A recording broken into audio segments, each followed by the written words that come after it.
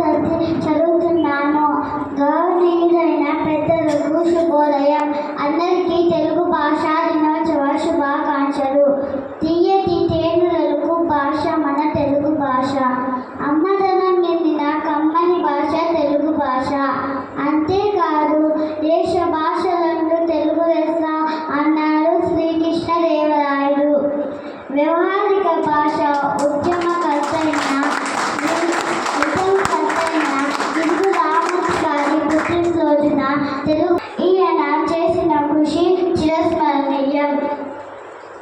పరభాషా వ్యామోహంలో మన భాషను మరవకూడదని మన భాష గొప్పతనాన్ని చాటారు. మనం ఈ తెలుగు భాషా దినోత్సవం ప్రతి సంవత్సరం ఆగస్టు 29న జరుపుకుంటాము. మనం ఎలాగైతే మన తల్లిని గౌరవిస్తామో